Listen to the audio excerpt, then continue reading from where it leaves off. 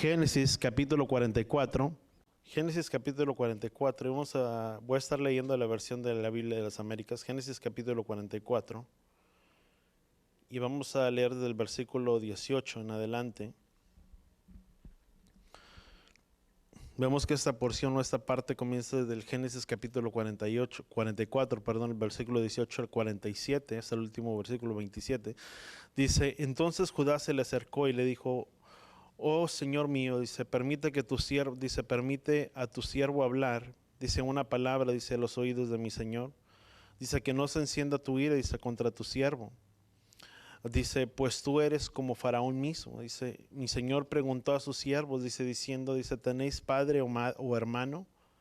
Y respondimos, dice, a mi Señor, dice, tenemos un padre, dice, ya anciano, y un hermano pequeño, hijo de su vejez, dice, y su hermano ha muerto.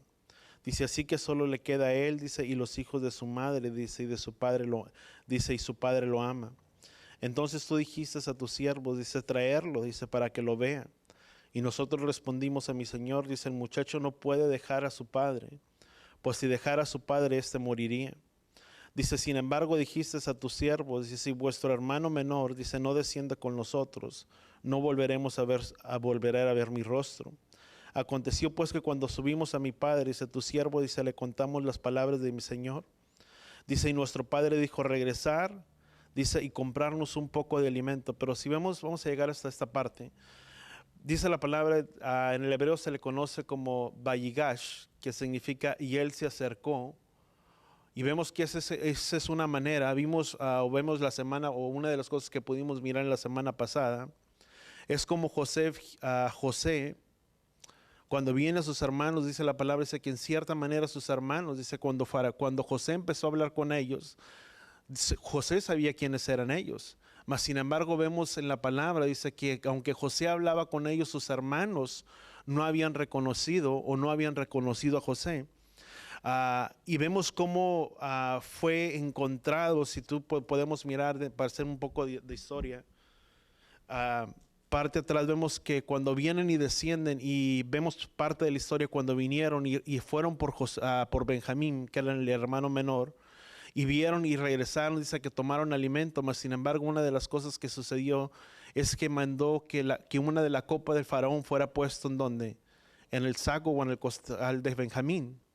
Y cuando ellos regresaban, pues vemos que en cierta manera, dice que para resumirlo de esta manera, fue encontrada la copa en el costal de Benjamín, y una de las cosas que José les dice, no se preocupen, ustedes vayan en paz a la casa de su padre, sino que solamente, dice, su hermano Benjamín quedará como esclavo de nosotros. O sea, algo muy simple, ¿verdad? O sea, en lo que podríamos decirlo, pero vemos que en cierta manera era toda la astucia o toda la sabiduría que Yahweh le había dado ¿a quién? A José.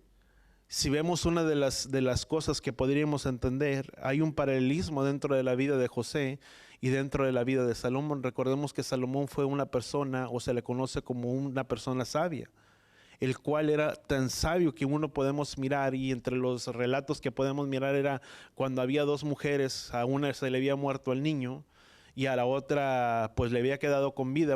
A la que se le había muerto vinieron delante de él y dijeron, ¿sabes una cosa? No, mi hijo es el que estaba vivo, y dice, no, este es el mío. Y para resumir la historia, pues a una conclusión muy simple, dice, bueno, dice Salomón, dice, bueno, dice, si tú dices que este es tuyo y que este es tuyo, pues dice, vamos a hacer algo muy simple, vamos a cortar el bebé a la mitad, y pues se le da a cada una su parte. Pero vemos que la que era verdaderamente la madre, por no querer sufrir el daño sobre la vida del niño, y ese siempre es el corazón del padre, nunca mirar o nunca desear mirar sufrir ¿a quién? A sus hijos. Y vemos que es lo que le dice, bueno, la que era verdaderamente su madre, dice, bueno, que mejor se quede con ella. Y esa fue la manera en que Salomón supo que la verdadera madre pues era aquella que estaba dispuesta a entregar a su propio hijo para que no sufriera un daño. Y vemos que hay un paralelismo, y si vemos dentro de la vida de José, vemos que en toda la sabiduría que José tenía, muchas veces en la manera de hablar con sus hermanos, era en la manera de poder indagar acerca de su familia, acerca de su hermano, acerca de su padre, sin darse a conocer verdaderamente quién era él. Y vemos que entre todo este relato, vemos que empieza a hablar y fue encontrado entonces Jacob sobre la vida de Benjamín. Y se acerca a José, dice, si tú le puedes llamar, para interceder, vamos a llamarlo Benjamín, para Judá interceder por la vida de quién, de su hermano Benjamín. Y recordemos cómo José mandó a su propio, una de las cosas que había puesto por orden de José, era que la copa fuera puesta sobre el saco de Benjamín. Y vemos que Judá le dice a José, dice, en cierta manera, vamos a ponerlo de esta forma, el brazo me duele un poco. Se acerca y le dice, ¿sabes una cosa? Dice, déjame acercarte a tu oído, dice, y hablarte unas palabras. Y vemos que en cierta manera era como hablando, no especifica mucho de lo que tú y yo podemos encontrar, vemos las palabras que declaró, pero tal vez habló de las cosas que habían sucedido, de las cosas que habían pasado con quién, con su hermano. Si algo que podemos mirar era Judá hablando de su hermano muerto, que era José, pero no se había dado cuenta que con quien estaba hablando era con quien mismo, con José. Y José estaba recibiendo todo lo que Judá hablaba, pero vemos que se puso como fiador, en cierta manera, ¿quién? Judá, por la vida de su hermano, ¿quién? Benjamín. Para hacer, si tú le quieres, por interceder o interceder por la vida de su hermano. En cierta manera, una de las cosas que le había dicho, dice, permite que mi hermano se vaya, dice, y yo me quedaré como fiador de mi hermano, yo me quedaré como el responsable, o sea, yo seré tu siervo. Porque vemos que eso es lo que le ocasionaría un gran dolor a quién, a su padre Jacob, porque ya había perdido a su hijo amado. Recordemos que el hijo amado, ¿quién era? Era José. Vemos que José pensó todo este tiempo, Jacob pensó que su hijo, había muerto sin darse cuenta que aún en realidad vivía. Vemos cómo Judá entonces primeramente intercede por Benjamín y vemos, déjame pego un poquito aquí a las notas, y vemos que algo que no hizo, vemos que en realidad Judá, hizo lo que no había hecho por quién, por su hermano José. Vemos que por su hermano Benjamín intercede y dice, bueno, yo me quedaré como fiador de él. O sea, sin importar cuáles fueran a ser las consecuencias. Porque dice, bueno, ustedes vayan en paz, dice, nada más que su hermano se quede. Pero vemos que una de las cosas que José estaba mirando en la vida y en el corazón de Judá es que Judá estaba haciendo algo que no había hecho por quién, por la vida de él. Y aquí hay dos opciones muchas veces. O podemos, como José, entender las cosas y mirar las cosas desde una perspectiva diferente. O quedarnos y sentarnos y mirar las cosas del pasado y amargar nuestras vidas por las situaciones que sucedieron en el pasado y por qué no fueron diferentes. Porque muy fácilmente en la vida y en el corazón de José pudo haber venido esa raíz de amargura, de poder mirar de que su hermano, que habían conspirado en contra de él, o sea, el que había conspirado, ahora mirar que estaba intercediendo y abogando por la vida de su hermano Benjamín, y poder decir, bueno, estás abogando por mi hermano cuando tú fuiste el que tramaste todo el complot para que me vendieran, para que me dieran muerte. Pero, sin embargo, una de las cosas que José entendió era que no había sido, eso lo vamos a mirar también más adelante, que no había sido quién, las circunstancias, que no habían sido su hermano, sino que Yahweh había permitido todas esas circunstancias para llegarlo y para poderlo tener en el lugar en el que él estaba, para poderles dar lugar y alojamiento al pueblo de Israel, para que por medio de esa hambruna que vino, de tanta escasez de alimento, por medio de José pudiera preservar la vida de quién, del pueblo de Israel. Muchas veces hay circunstancias en nuestras vidas que pasamos o que suceden y que tenemos dos opciones, y de poder decir gracias, Padre, porque todas las cosas obran para bien para aquellos que te aman, para los que conforme a tu propósito han sido llamados. O nos quedamos y nos lamentamos mirando las circunstancias, de mirar lo que pudo haber sido y no fue, y dejar que esa raíz venga a nuestras vidas y a nuestros corazones y haga grandes estragos en nuestras vidas, no solamente dañándonos a nosotros mismos, sino también dañando a nuestras generaciones y a nuestras familias. ¿Cuánto lo entendemos?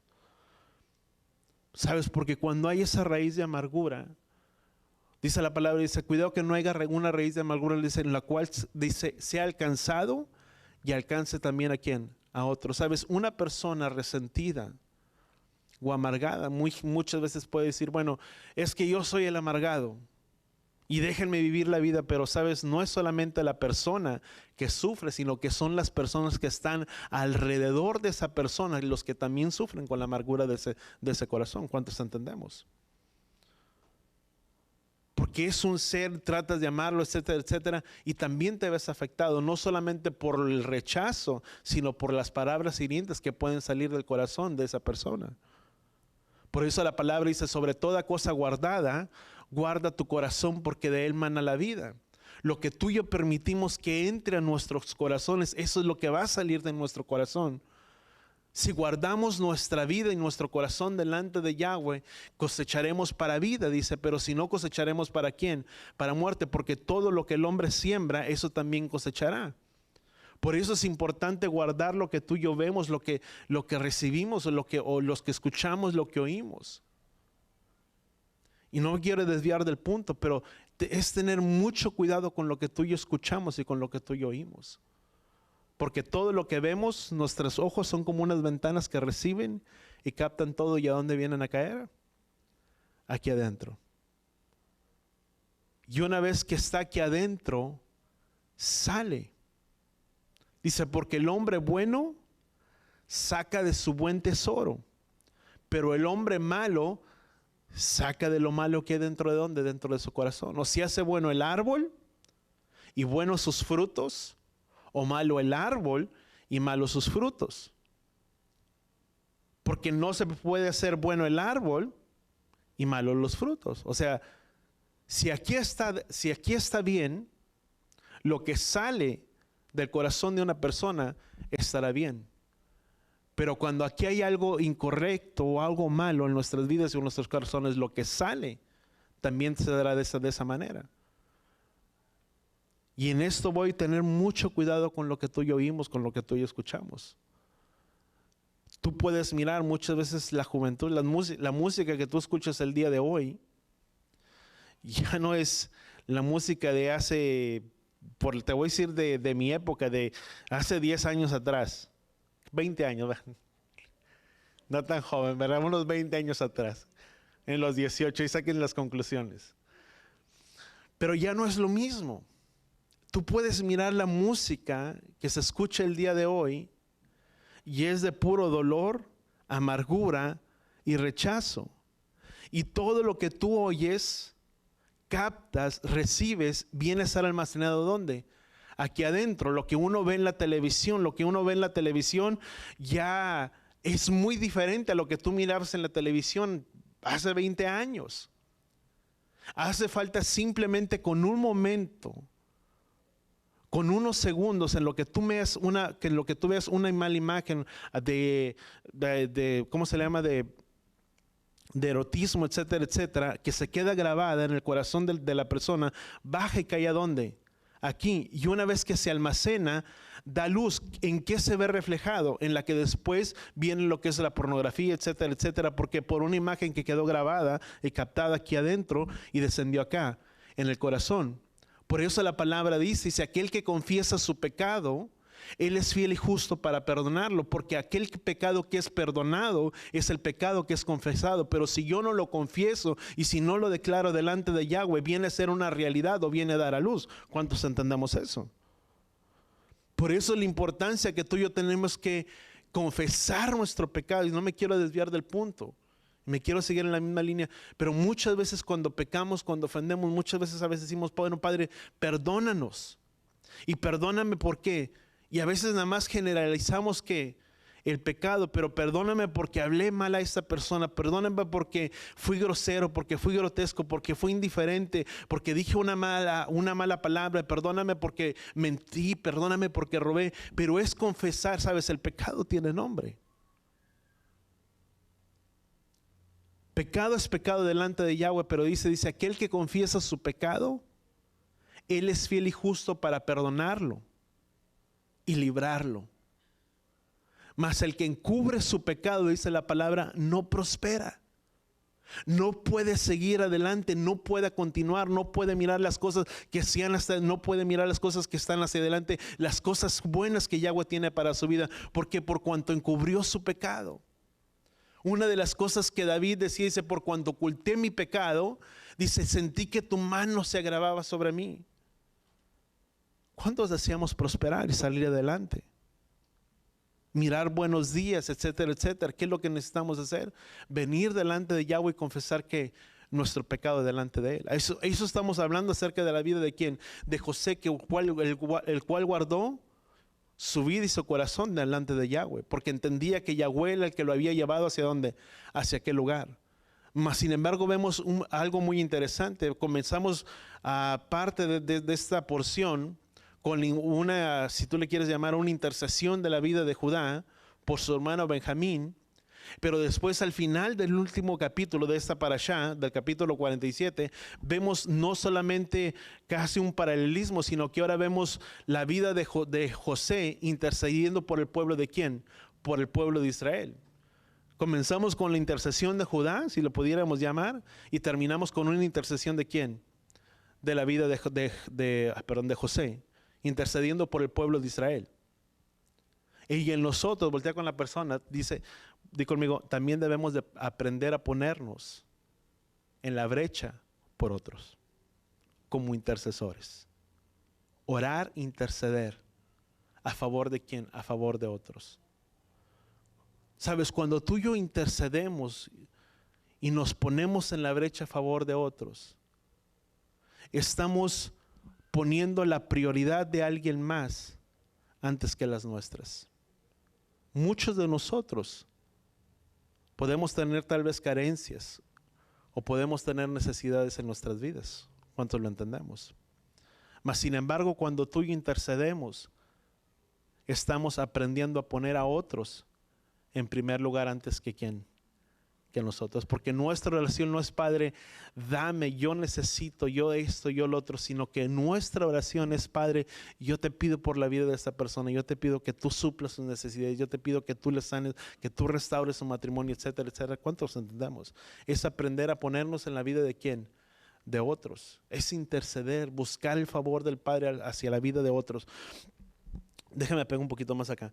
Vemos entonces que algo que sucedió, vemos que Judá estaba haciendo algo que no había hecho por la vida de José años antes, y vemos cómo cambia el carácter, y él es el que comienza, o Judá es el que comienza a, ¿cómo se podríamos llamar? Por esa intercesión, y empieza intercediendo por la vida de Benjamín y termina, si tú le quieres llamar, en el capítulo 47, la intercesión acerca de la vida de José por el pueblo de Israel, para que se le diera delante de Faraón, para que se le diera la tierra de José para ellos y pudieran vivir vivir fuera del paganismo de la tierra de Egipto y tener una tierra abundante y exuberante en la tierra de José. Sabes, aunque era una tierra dentro de Israel, se cree, y aquí está apuntado unos datos, era un lugar que era del lado del oriental del Nilo y se extendía hasta el mar Mediterráneo, al Mar Rojo. Contenía alrededor de 2,331 kilómetros cuadrados de tierra aluviales, llanas, y era un lugar de una sección excelente en la tierra de Egipto, adaptada para rebaños y para un amplio crecimiento. Sabes, lo único que separaba la tierra de José era el río Nilo.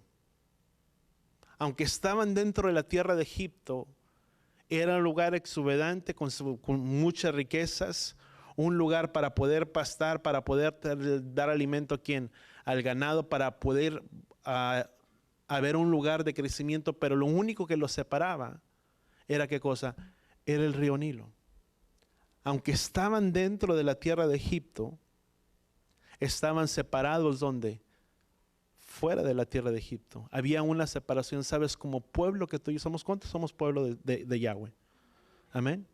Voltea con la persona que está a tu lado y dile, debe de haber una separación entre las cosas del mundo y nosotros como pueblo apartado y separado. ¿Para quién? Para Yahweh. Parte de eso tú puedes mirar en Génesis, a Juan capítulo 17, y es algo que podemos mirar, la intercesión de Yeshua. Di conmigo, aunque estamos en este mundo, no somos de este mundo. somos llamados a vivir, di conmigo, de una manera diferente a la que vive el mundo. José entendía que su padre, al entrar a la tierra de Egipto, no permitiría ver una mezcla en qué, entre la cultura, si tú le quieres llamar, del pueblo de Israel y las creencias que tenían el pueblo de quién, de Egipto. Y sabes, eso es algo muy interesante, porque algo que sucedió dentro de la conquista de Constantino fue precisamente eso, lo que podríamos llamar un ecumenismo. ¿A qué se refería esto? Que una de las cosas que Constantino hacía, ¿qué es lo que Constantino, sabes? El gobierno creció tanto porque una de las cosas que Constantino hacía era, en otras palabras, tus creencias, el Dios que tú tienes, puede ser adaptado en las creencias que nosotros tenemos. Tanto era así que nuestros dioses que nosotros tenemos van a ser tuyos y los dioses que ustedes tienen serán nuestros. Y era una unidad y era el poder continuar adelante, porque para él lo que le importaba era el mayor crecimiento, como podríamos decir. Entre más cabezas, mayor era su imperio.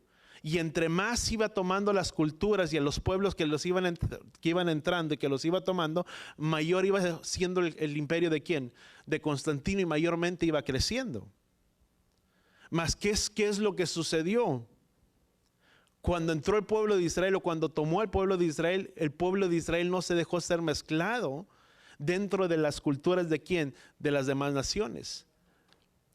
Yahweh dijo, cuando entren, dice, para entrar y poseer la tierra que yo les doy, dice, cuidarán de no hacer conforme a las demás naciones. Ahora, si a eso le podemos agregar, estamos precisamente en un día 31, no era el tema, pero estamos precisamente en un ¿qué? Día 31. Podemos convivir. Yo no digo que no puedas convivir con la familia, porque muchas veces es el único día, queramos o no. Vivimos en un gobierno donde estamos regidos y gobernados por un calendario ¿qué? Gregoriano, romano, etcétera, etcétera. Y es el único mes tal vez donde las familias verdaderamente pueden reunirse y pueden verse, porque muchos viajan, muchos vienen de fuera, o muchos van, o muchos vienen, etcétera, etcétera.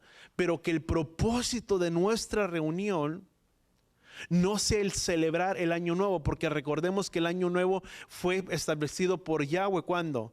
En el mes de Pesach. Dice, y este será el principio de los meses de ¿qué? Del año.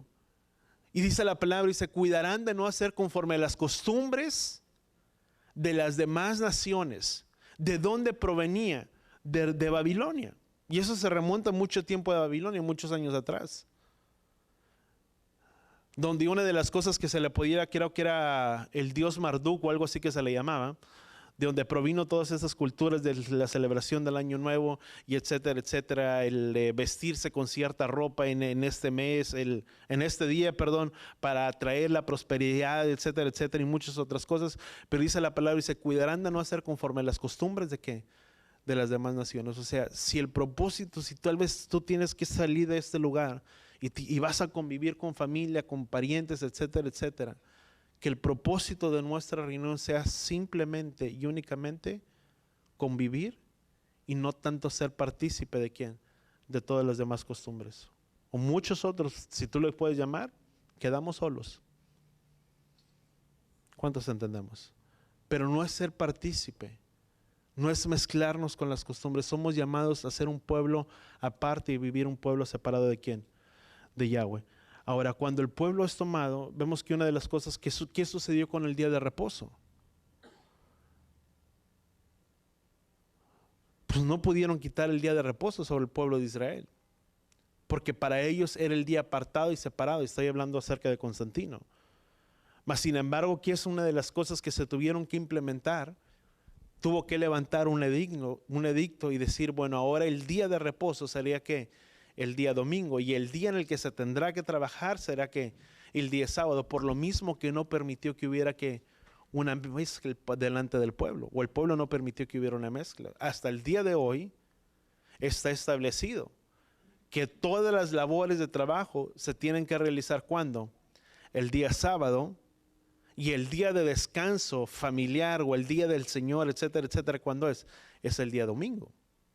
Y por mucho tiempo vivimos dentro de esa ideología y de ese concepto, pensando que que ese era el día de Yahweh. Pero dice la palabra, dice que Él es el dueño y el amo de ¿quién? De Shabbat. Por lo tanto, el único que puede cambiar ese día, ¿quién es? Es Él. Y Yahshua dijo, yo no he venido a cambiar ni a quitar nada, al contrario, he venido a cumplir. Por lo tanto, Yahshua no es que vino y cumplió la ley por nosotros, sino que vino a darle la interpretación correcta cómo tendría que vivirse. ¿Cuántos entendemos eso?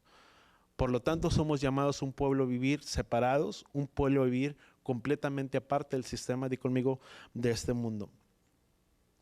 Vemos entonces el capítulo 44, Judá intercede por la vida de Benjamín. Capítulo 45, José se quita su atuendo y se revela a sí mismo a Judá, a sus hermanos. Vemos una descripción de la familia en el capítulo 46, de los 70 que entraron con Jacob, la familia. Y al final vemos la intercesión que José hace por el pueblo de Israel para darles una tierra durante un tiempo de tanta hambruna. Ahora dice, Segunda de Crónicas capítulo 7, yo sé que muchos entendemos esa cita, pero hablando de un tema de lo que es, no quiero entrar en lo que es intercesión, pero dice la palabra, vamos al libro de Crónicas. Bueno, vamos entonces a Segunda de Crónicas capítulo 7. Dice la palabra, Segunda de Crónicas capítulo 7, versículo 14, dice, si se humilla mi pueblo, dice, sobre el cual es invocado mi nombre, y oran y buscan mi rostro, y si se vuelven de sus malos caminos, dice, entonces yo iré desde los cielos, perdonaré sus pecados y sanaré su tierra. Dice, ahora mis ojos estarán abiertos y mis oídos atentos a la oración que se haga en este lugar. Dice, pues ahora he escogido y se consagrado esta casa, dice, para que mi nombre esté ahí para siempre. Mis ojos y mi corazón estarán ahí, dice la palabra, todos los días. Pero dice la palabra, dice, ¿cómo es la manera en que tú y yo tenemos que acercarnos delante de la presencia de Yahweh? ¿O cómo es como tú y yo podríamos interceder o podernos acercar? Es primeramente que humillarnos delante de la presencia de ¿quién? Delante de la presencia de Yahweh. Una de las cosas que tú y yo tenemos que hacer al acercarnos y a venir delante de Yahweh para orar, para interceder por la vida de otros, ¿qué es primeramente que tenemos que hacer? Di conmigo, humillar nuestras vidas. Si vemos una de las cosas que ahora este hombre Judá hizo para interceder por la vida de su hermano Benjamín, ¿qué es lo que hizo? No dijo, no, una de las cosas que primeramente se puso como siervo, ¿de quién? De él, de José.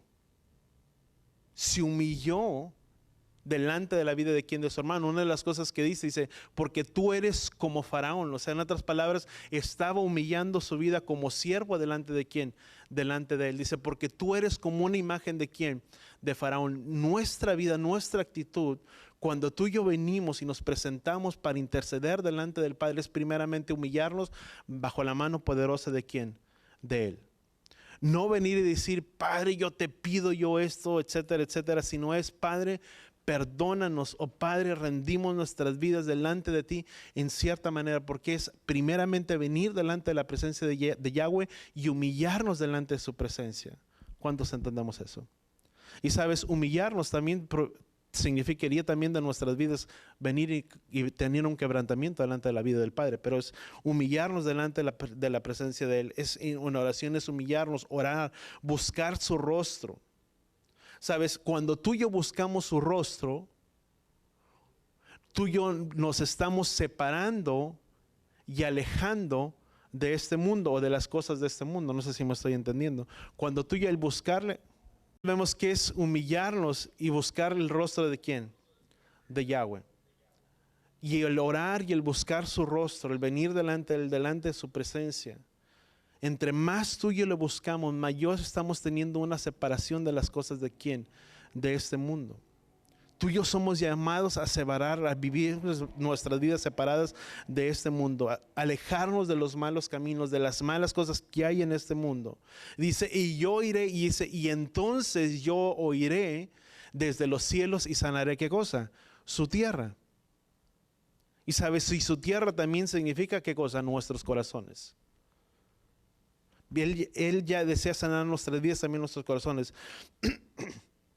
Mientras buscamos el rostro de Yahweh, nos alejamos de las cosas de este mundo. Un intercesor, una persona que es intercesora, se aleja de los malos caminos o se aleja de las cosas malas. Santiago capítulo 5, se me viene a mente Santiago capítulo 5, versículo 16. Dice, por tanto, confesad vuestros pecados unos a otros, dice, y orar unos por otros, dice, para que sean sanados. No es el punto de esa parte, pero ¿cuántos de nosotros venimos delante de nuestros hermanos y oramos los unos por los otros? Muchas veces se nos pregunta y dices, hermano, ¿cómo está? Muy bien, en victoria. Y entre menos sepan cuál es nuestro problema y cuál es nuestra necesidad, mejor para nosotros. Porque a veces queremos caminar como llaneros solitarios. Por eso el Padre dijo conmigo, nos ha dado un cuerpo, una asamblea, una quejilá, una iglesia para orar los unos por los otros. ¿Cuántos entendemos eso? Pero a veces no queremos decir cuál es nuestro problema. Y dice, por tanto, confesad vuestros pecados unos a otros, dice, orar los unos por los otros, dice, para que sean sanados. Dice, y la oración eficaz del justo puede lograr mucho. ¿Cuál es una persona justa? Es una persona que ha aprendido a separarse, como hablábamos, entre más tú y yo buscamos de la presencia de Yahweh, más nos alejamos de las cosas de este mundo, de los caminos de este mundo. Pero, ¿qué es lo que dice Santiago capítulo 6? Dice, porque la oración del justo puede mucho. La oración de aquel que se separa, que se aparta, puede mucho. No sé si me estoy explicando. Vamos a Juan capítulo 9, versículo 31. Vemos entonces una persona justa, si pudiéramos decir, es alguien que ha buscado Elohim, se ha humillado y se ha apartado de los malos caminos, y la oración de esa persona puede lograr mucho. Si pudiéramos buscarle una definición a Santiago capítulo 5, versículo 16. ¿Qué dice Juan capítulo 9, versículo 31? Dice, sabemos que Elohim no oye a los pecadores, pero si alguien teme a Elohim y hace su voluntad, ¿qué dice la palabra? A este oye. ¿Cuántos entendemos? Dice la misma palabra, dice, porque cualquiera que hace oídos sordos para no escuchar su ley, la oración de aquel hombre también es ¿qué? Abominable. Pero dice la palabra, dice, la oración del justo puede mucho. ¿Cuál es esa persona? Aquel que busca el rostro de Yahweh, que se aparta del mal camino, y la oración de esa persona puede lograr mucho. Y dice, porque sabemos que, dice que Elohim no oye a los pecadores, dice, pero si alguien teme a Elohim y hace su voluntad, a este oye. ¿Sabes? Y aquí déjame marcar un paréntesis. ¿Sabes? Una cosa es, tal vez podemos decir, bueno, es que Yahweh no escucha a esa persona o no escucha a la otra. Al punto en el que quiero llegar es cuando tú y yo tenemos un corazón de buscar a Yahweh y de que nuestra vida esté entregada delante de las cosas de Yahweh, no significa que no pequemos. ¿Cuántos entendemos eso? Todos somos humanos y todos tenemos fallas. ¿Cuánto lo entendemos? Nadie de nosotros es perfecto. Y la misma palabra, una cosa es pecar y otra cosa es practicar lo que es ¿qué? El pecado. Tú y yo podemos tener fallas y errores en nuestras vidas. Y podemos acercarnos delante de Yahweh y nuestra oración puede ser contestada, sí. Pero otra es muy diferente cuando tú y yo continuamos pecando y continuamos en esa vida de pecado y en ese mismo ciclo, nuestra oración no es contestada. Porque la misma palabra dice, ¿cuánto lo entendemos? Y tú y yo tenemos que buscar, ¿sabes? Vamos a Génesis capítulo 18, déjame por el tiempo avanzar un poquito. Vayigash, o vemos la palabra, lo que significa Vayigash, que es la parte, la porción que es acercarse o es usada para acercarse. Una de las cosas que tú y yo podemos encontrarles en Génesis capítulo 18, la primera parte cuando se utiliza la palabra Vayigash, en el versículo 28, vamos aquí. Génesis 18, versículo 23 creo, denme un segundo. Dice, y Abraham se acercó, dice, y dijo, en verdad destruirás al justo junto con el impío, Otra de las partes donde tú y yo podemos encontrarla es precisamente la intercesión o la intercesión de quién, de Judá por la vida de su hermano Benjamín, en el capítulo 44, versículo 18, que significa, y él se acercó delante de quién, delante de José, para interceder por la vida de su hermano. Otra de las cosas donde tú y yo podemos encontrarlo es en Éxodo capítulo 2, versículo 24. Moisés, después de que Yahweh escucha el clamor del pueblo de Israel, una de las cosas que suceden con la vida de Moisés, se pone como un intercesor a favor de quién, delante del pueblo. Muchas veces vimos como una de las cosas que Moisés hizo fue ponerse a favor de la vida de quién, de la vida o a favor de quién, del pueblo, para interceder por el pueblo de Israel. Es ponerse en la brecha por los demás, es ponerse a favor de otros. Vamos a Génesis capítulo 44, versículo 18, vamos a empezar ahí una parte. Vemos entonces que dice la palabra, dice, entonces Judá, dice, se le acercó y le dijo, oh Señor, me dice, permite a tu siervo, dice, hablar una palabra a los oídos de mi Señor, dice, y que no se encienda, dice, su ira contra tu siervo, dice, pues tú eres como Faraón mismo.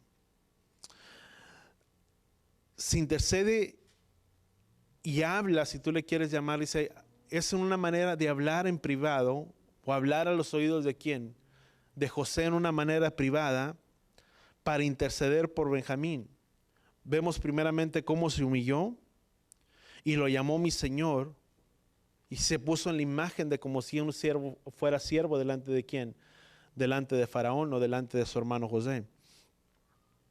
Benjamín, una de las cosas que tú y yo podemos mirar es qué significa la palabra Benjamín, hijo de mi mano derecha.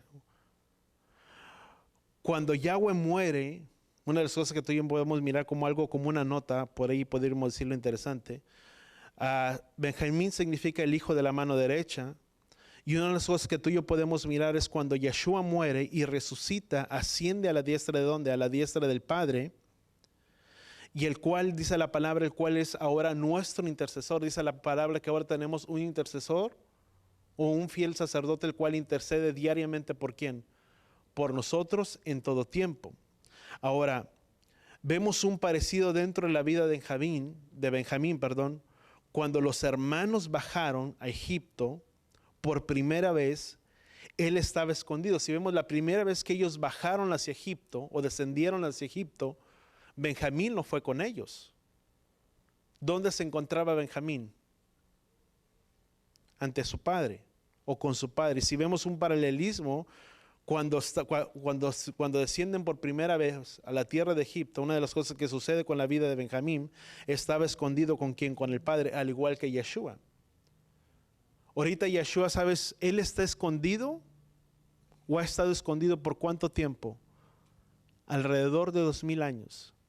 Y se llegará el tiempo donde vendrá y muchos le conocerán y muchos le verán. Pero ahora y por este tiempo, ¿dónde está Yeshua? Sentado a la diestra de ¿dónde? A la diestra del Padre. Él está escondido por un momento, por un tiempo. Y vemos que ahora en su primera venida vemos que está escondido durante los últimos, si tú le quieres llamar, por los últimos 2000 años. Y no ha sido visto.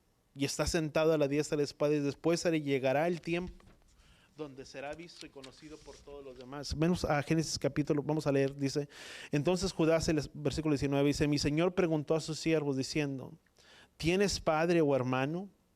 Y respondimos a mi Señor, dice, tenemos un padre, dice, ya anciano, y un hermano pequeño, dice, hijo en su vejez, dice, y su hermano ha muerto, así que solo queda él de los hijos de su madre, dice, y su padre, dice la palabra, lo ama. Vemos que entonces estaba hablando con su propio hermano que pensaba que estaba muerto. Versículo 21, vamos a continuar, dice, entonces tú dijiste a tus siervos, traérmelo para que yo lo vea. Y nosotros respondimos, dice mi Señor, dice, el muchacho no puede dejar a su padre, dice, pues si dejara a su padre, dice, este moriría. Dice, tú sin embargo dijiste a tus siervos, si vuestro hermano menor, dice, no desciende con nosotros, dice, no volveremos a ver su rostro. Aconteció pues que cuando subimos a mi padre, dice, tu siervo, le contamos las palabras, dice la palabra, a mi Señor. Vemos, Judá le dice, tú eres como Faraón mismo. Vemos que en cierta manera en una igualdad, como si estuviera refiriéndose al Faraón mismo. Y esto es un paralelismo en lo que tú y yo podemos mirar aquí delante de la vida de Yeshua. Alguien que es enviado es igual a aquel que lo envió. No sé si me estoy explicando. Dice Judá, le dice a José, dice, tú eres como quién, como Faraón mismo. Y una de las cosas que tú y yo tenemos que entender, aquel que es enviado es a la misma imagen de aquel que lo envió. ¿Qué dice Juan capítulo 14, versículo 9? Juan 14, versículo 9. Dice, Yeshua le dijo, dice, por tanto tiempo he estado con vosotros, dice, y todavía, dice, no me conoces, Felipe. Dice, el que me ha visto a mí, ha visto al Padre. Dice, ¿cómo dices tú, muéstranos al Padre? Dice, ¿no crees que yo estoy en el Padre y el Padre en mí? Dice, las palabras que yo les hablo o que yo les digo, no las hablo por mi propia cuenta. Dice, sino porque el Padre que mora en mí es el que hace las obras. Dice, creer, dice que yo estoy en el Padre y mi Padre en mí.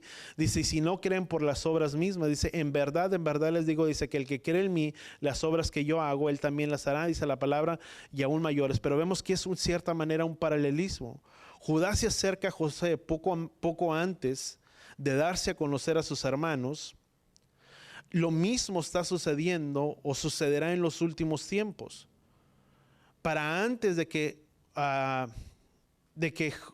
el hijo de José se revele, tendrá que acercarse a ¿qué? El pueblo. Si una de las cosas que tú y yo podemos mirar es que ha venido un acercamiento. Por mucho tiempo dice la palabra que ha estado oculto ¿quién? Si tú le quieres llamar Yeshua, ocultos delante de los ojos del pueblo, y no han venido y no lo han conocido. Pero Judá vino y se acercó delante de sus hermanos antes o momentos antes de que José se diera a conocer por quién, por ellos. Y sabes, lo mismo sucederá con las cosas del Padre. Dice que en aquel entonces ellos vendrán y ellos le conocerán, sabes, pero habrá un interés y un acercamiento de la vida de quién, de Judá, acercarse a quién.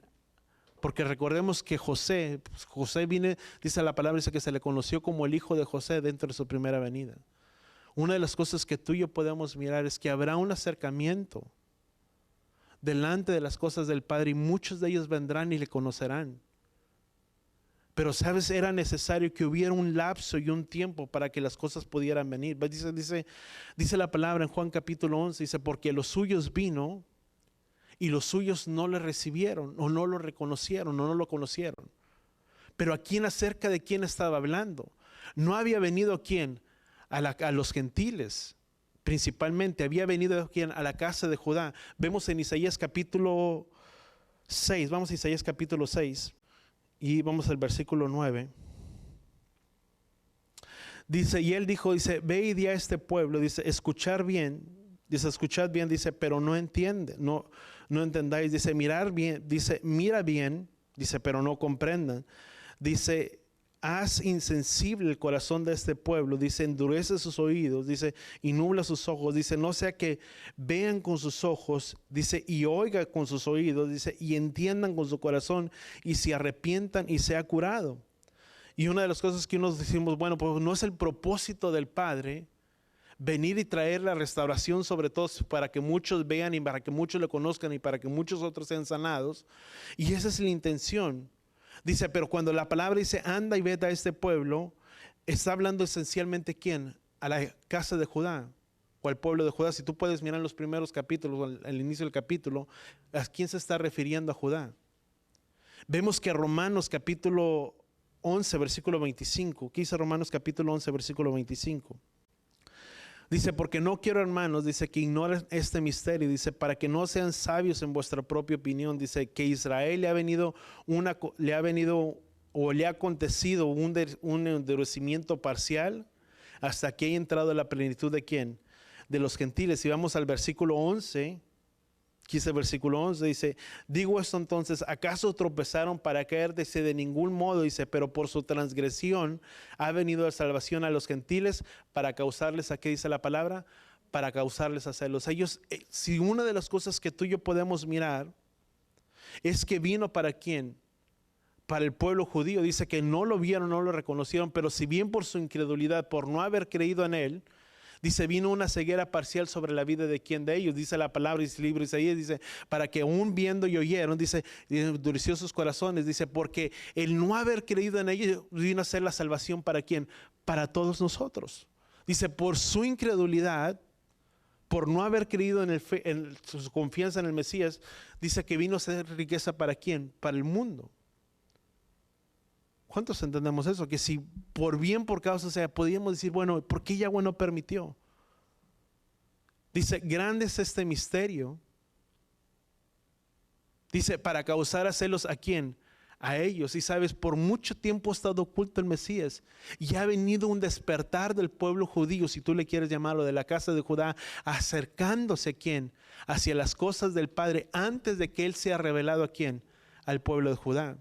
Porque dice la palabra en el libro de Zacarías, dice que en aquel entonces ellos mirarán y entenderán y dirán, ciertamente Él es al que traspasamos. Y vendrán y le conocerán ciertamente. Pero hay un tiempo y hay un lapso. Dice, hasta que no haya entrado en la plenitud ¿de quién? De los gentiles. Y vemos que esta palabra poco a poco ha venido a tener su cumplimiento y ha venido un despertar en la vida y en el corazón de quién, de Judá, acercándose, no reconociendo o no mirando al Mesías o al Jesús que falsamente ha puesto el pueblo evangélico como un Jesús que no guarda mandamientos, que no guarda Torah, que no guarda todas las cosas, sino que ha venido un despertar por conocer a Yeshua, que es guardador de Torah y guardador de mandamientos, y que ha venido a ser provocados a celos por alguien que no era quien, por alguien que no era celos, que no era su pueblo. Que dice en el libro de Deuteronomio, dice, y provocaré a celos, dice, con uno que no era pueblo. ¿Quiénes no eran pueblo? Nosotros. El libro de Oseas dice que en aquel lugar que se nos dijo, dice que no éramos pueblo y que no tendríamos misericordia. Primera Pedro capítulo 2 versículo 9 dice, y en el mismo lugar que se les dijo que no tenían misericordia y que no eran pueblo, en ese mismo dice lugar se nos dio a conocer que ahora éramos pueblo y que ahora teníamos la misericordia ¿de quién? De Él. Tú y hemos conocido la gracia y la misericordia de Él. Judá no ha venido a ese conocimiento. Y ha estado oculto por mucho tiempo y estamos viendo cosas que el pueblo de Judá se está acercando más y más a Yeshua. No con la imagen que el cristianismo, vuelvo a repetir, que el cristianismo ha puesto, sino que ahora ha venido a conocerle y a entender a ese Mesías y a ese Yeshua que guarda, que tiene mandamientos y que tiene Torah. Porque de ninguna otra manera provocaríamos a celos a un pueblo que tiene Torah y que tiene mandamientos. ¿Cuántos entendemos eso? Por eso voltea con la persona que está a tu lado. Somos llamados a guardar nuestras vidas irreprensibles delante de Yahweh, sin mancha y sin arruga, como dice la palabra. Amén. ¿Cuántos apartados y cuántos santos hay aquí? Amén. ¿No escuché tantos? Amén. Amén. Los que están también allá también digan amén, ¿verdad? Somos apartados y somos separados, o somos llamados a vivir, una vida completamente diferente. Dice versículo 31, dice, vamos a Génesis capítulo 44, versículo 21. Dice, entonces tú dijiste a tu siervo, dices, traérmelo para que yo lo vea. Dice, y nosotros respondimos a mi señor, dice, el muchacho no puede dejar a su padre. Dice, pues si dejara a su padre, este moriría. ¿Por qué? Porque ya le habían ocasionado un dolor muy grande. ¿A quién? A su padre. Vemos que aquí primeramente ya hay un cambio de carácter en la vida de Judá.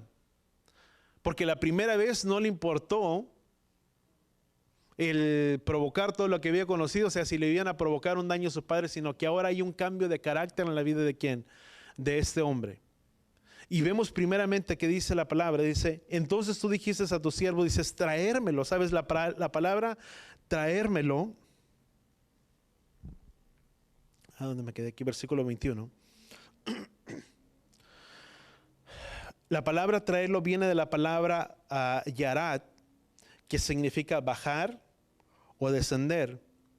Cuando el pueblo hebreo habla, o cuando se habla acerca de salir de Israel, o cuando se habla de salir de Israel, se habla en un sentido o es usado como una expresión de bajar o descender.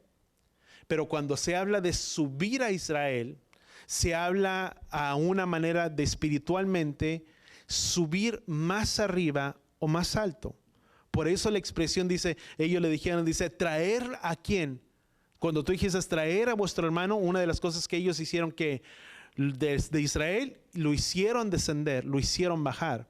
Otra de las explicaciones, tú y yo podemos mirarlo en el versículo 23 y 24, que dice la palabra, el versículo 23 dice, sin embargo dijiste a tu siervo, dice, si vuestro hermano menor no desciende con nosotros, no volverán a ver su rostro, mi rostro, dice versículo 24, dice, aconteció pues que cuando subimos aquí a Jacobo Israel, dice que cuando subimos a mi padre, dice, tu siervo le contamos las palabras de mi Señor.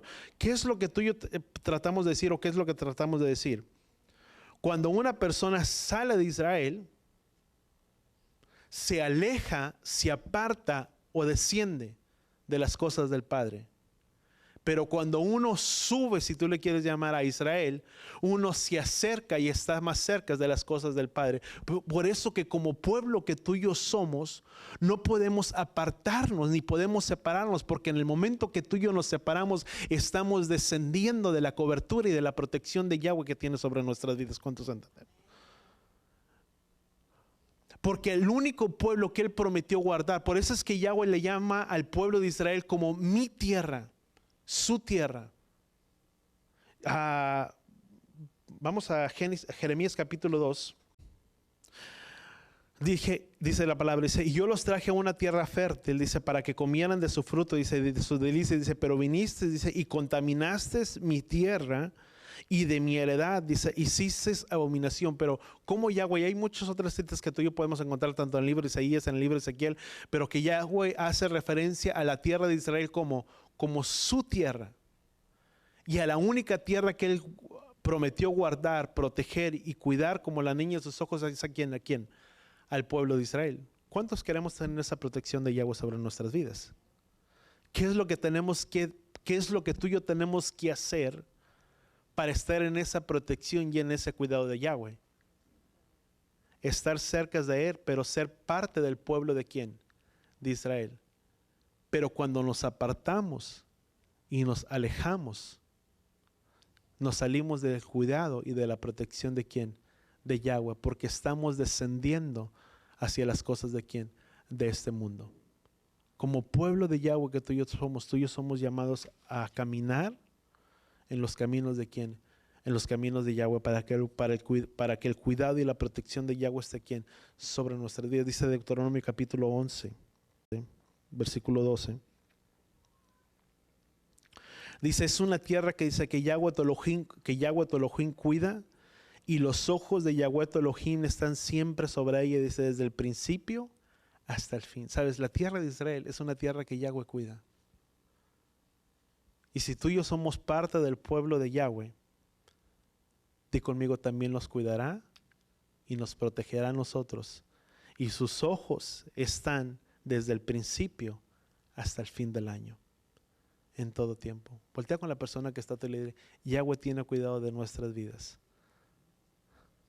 desde el principio hasta el final del año. Y cuando hago final del año, no estamos hablando de este año, ¿verdad? Estamos hablando, es un tiempo que Yahweh tiene cuidado en todas las temporadas sobre su pueblo. ¿Cuántos de nosotros deseamos tener esa protección de Yahweh en nuestras vidas? Sabes, como pueblo de Yahweh no podemos descender al mundo, volver a las cosas del mundo. Vamos a 1 Juan capítulo 2, versículo 15. Dice, no amen al mundo ni las cosas que están en el mundo. Si alguno ama al mundo, dice, el amor del Padre, dice la palabra, no está en él. Romanos capítulo 12, versículo 2 dice, no nos conformemos a este mundo, sino seamos renovados de la renovación de nuestra mente y conozcamos cuál es la buena y perfecta y agradable voluntad de quién? De Yahweh. Santiago capítulo 4, para poner otra cita ahí de antemano, Santiago capítulo 4, versículo 4 dice, oh almas adúlteras, dice, no saben que la amistad del mundo es enemistad hacia Elohim, dice, por tanto el que quiere ser amigo del mundo, dice, se constituye enemigo de quién? Enemigo de Elohim. ¿Cuántos somos del pueblo de Yahweh? Amén. Cualquiera que hace amistad con las cosas de este mundo se hace amigo del mundo y enemigo ¿de quién? De Elohim. El hacernos amigo del mundo, ¿sabes qué significa? Es descender hacia las cosas de este mundo. Dice, y cualquiera que ama las cosas de este mundo, dice, el amor del Padre no está en él. Somos llamados a vivir de una vida completamente diferente. Cuando subimos al Padre, cuando una de las cosas que tú y yo podemos entender, y por el tiempo yo creo que voy a resumir en esta parte, somos llamados a tener esa relación con Yahweh, sí. Pero una de las cosas que tú y yo podemos mirar, vamos a Juan capítulo 17 y para resumir parte de una de las cosas que tú y yo podemos mirar, es en Génesis capítulo 47, tú lo puedes mirar acerca de la intercesión, si lo podemos llamar, de José por el pueblo de quién, de Israel. Recordemos que José vino a ser una imagen de quién, de Yeshua. ¿Y qué dice Juan capítulo 17? Vamos a Juan capítulo 17. Dice, y vamos a buscar ahí, dice, dice, y las cosas habló que Yeshua, dice, alzando los ojos al cielo, dijo, Padre, dice, la hora ha llegado, dice, glorifica a tu Hijo, dice, para que tu Hijo, dice, te glorifique a ti. Dice, por cuanto le diste la autoridad sobre todo ser humano, dice, para que dé vida eterna a todos los que tú les has dado. Dice, y esta es la vida eterna, que te conozcan a ti, al único Elohim verdadero, a Yeshua HaMashiach, al que tú has enviado, y subraya esta parte. Dice, yo te glorifiqué, dice, en la tierra, dice, habiendo terminado la obra que me diste que hiciera, dice, ahora glorifícame tú, Padre, junto a ti, dice, con la gloria que tenía contigo, dice, antes de este mundo que existiera, dice, he manifestado tu nombre a los hombres que en el mundo me diste, dice, eran tuyos y me los diste, y han guardado tu palabra, dice, ahora dice, que han conocido, dice, que todo lo que tú me has dado viene de ti, dice, porque yo les he dado las palabras que tú me diste, la Torah, los mandamientos, dice, y las recibieron y entendieron que en verdad salí de ti, dice, y creyeron que tú me enviaste. Dice, yo te ruego por ellos, no te ruego por el mundo, sino por los que me has dado, dice, porque son tuyos.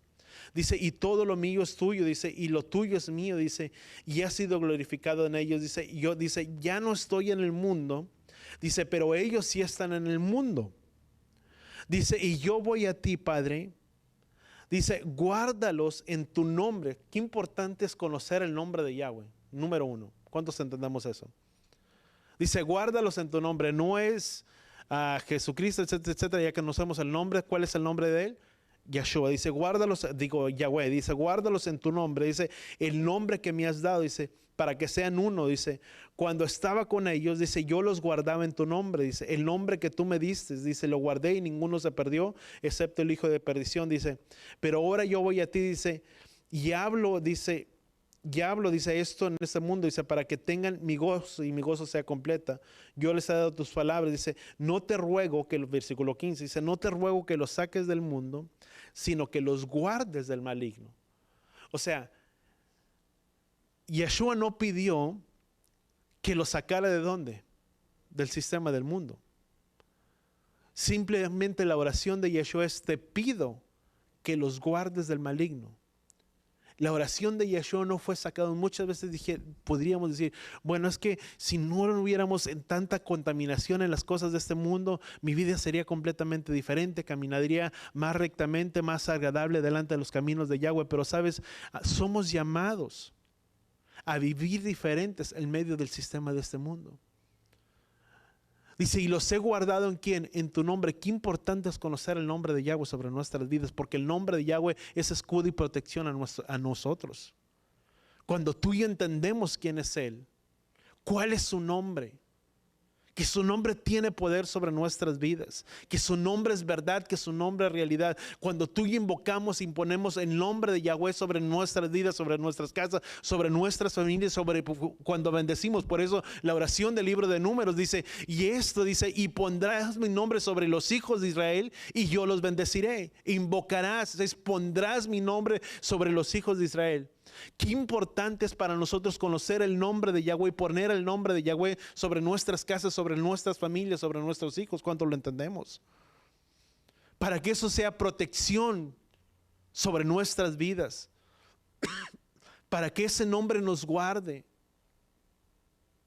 Vivimos en medio de un mundo de tanta contaminación, sí. Pero no significa que porque vivimos en medio de un mundo de tanta contaminación, no significa que nuestras vidas no pueden ser diferentes a este mundo. ¿Cuánto lo entendemos? Porque es guardar. Ahora, qué alejados muchas veces estamos, tan alejados del concepto de entender. Y yo te decía, vamos al versículo 4 y con eso quiero terminar. Dice, versículo 3 dice, y esta es la vida eterna, que te conozcan a ti el único Elohim verdadero, a quien tú has enviado. Vemos haciendo a una referencia a la intercesión de quién, de José, y cómo la intercesión de José fue a abogar delante de quién. No quiero decir delante de Yahweh, pero fue a abogar, interceder para que pudiera tener una heredad del pueblo de Israel. ¿Qué es la oración que Yeshua hizo? Una oración de intercesión delante del Padre. ¿Para quién? Para abogar y para interceder por nosotros en medio de este mundo. Dice, yo voy a ti, dice, y mientras estaba en este mundo yo los guardé en tu nombre. Dice, ahora yo voy a ti, dice, no te pido que los saques del mundo, sino que los guardes del maligno. Y dice versículo 3, dice, y esa es la vida eterna. ¿Cuántos queremos tener una vida eterna? Todos hablamos de tener una vida eterna y una vida en abundancia. Dice, y esta es la vida eterna, que te conozcan a ti, el único Elohim verdadero, a quien tú has enviado. ¿Qué dijo Yeshua? Dice, yo he venido para que tengan vida y para que la tengan en abundancia. ¿Sí fueron las palabras de Yeshua? Sí. Ahora, si esas fueron las palabras de Yeshua, que dijo, yo he venido para que tengan vida y para que la tengan en abundancia, Juan capítulo 17 dice, ¿cuál es la vida? Dice, si Yeshua dijo, yo he venido para que tengan vida, ¿y qué dice versículo 3? Dice, y esta es la vida, que te conozcan a ti, al único Elohim verdadero, al cual tú has enviado. Entonces, tener la vida eterna es conocer ¿quién? A Elohim. Y si conocerle a Elohim, ¿qué significa conocerle a Elohim? 1 Juan capítulo 2, versículo 4, vamos rapidito, por si lo quieres apuntar. 1 Juan capítulo 2. Dice, el que dice, yo he llegado a conocerle y no guarda sus mandamientos, es un mentiroso y la verdad no está en él. Entonces vamos por partes. Yeshua dijo, yo he venido para que tengan vida y para que la tengan en abundancia. Y después él mismo dice, porque esta es la vida, o Juan dice, porque esta es la vida eterna, que te conozcan a ti. Por lo tanto, el conocerle, ¿qué es conocerle a él? Entendemos si la vida es conocerle a él. ¿Y qué es conocerle a él? Conocerle a él es guardar sus mandamientos. Y cualquiera que no guarda sus mandamientos es un mentiroso, el cual no le ha visto ni le ha conocido, porque la verdad no está en él.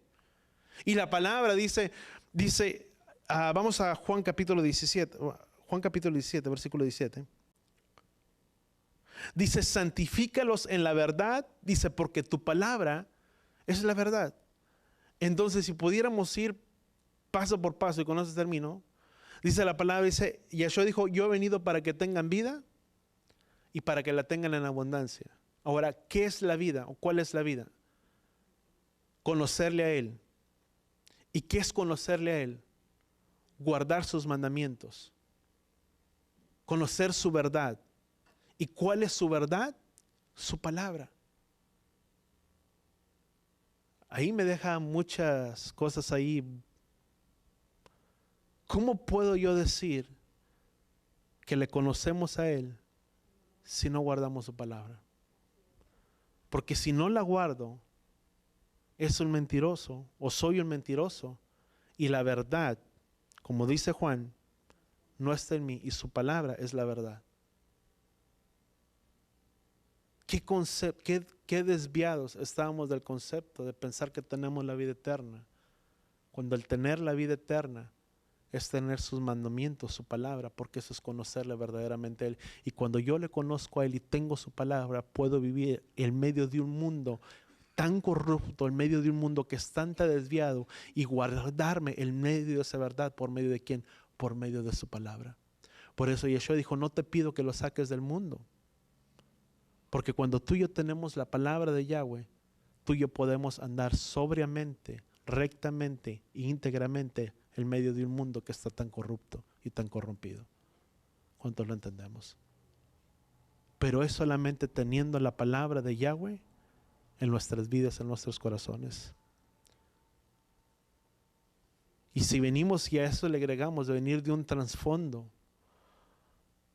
donde muchas veces a veces ni tomamos la palabra, ni leemos la palabra, y venimos de un trasfondo donde estamos tan acostumbrados a que lo que se me dice lo tomo como una verdad, qué desviados estamos del concepto de conocerle y de tener su palabra, porque el guardar su palabra nos guarda nuestras vidas. ¿Cuántos entendemos eso?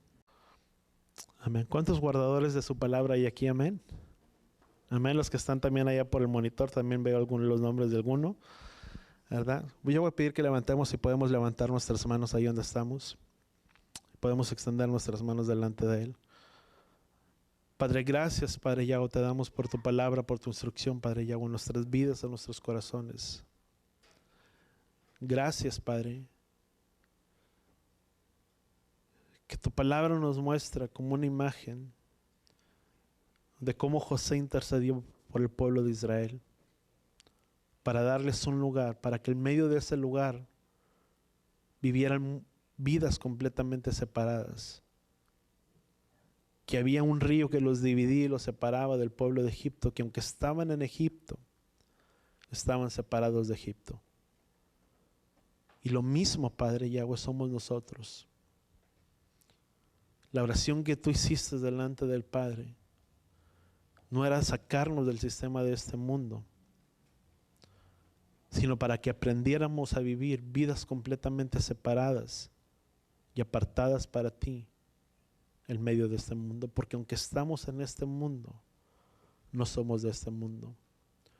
Porque aunque este mundo tiene sus normas y sus leyes, nosotros tenemos las leyes, Padre Yahweh, tu Torah, que nos gobiernan y que rigen y que gobiernan nuestras vidas.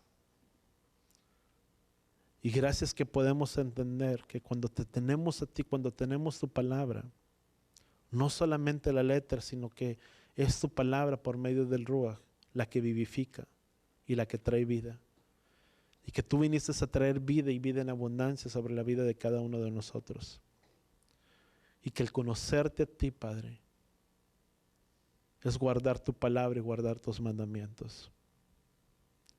Ayúdanos a entender que entre más guardamos tu palabra y mayor conocimiento de tu palabra tenemos, más te conocemos.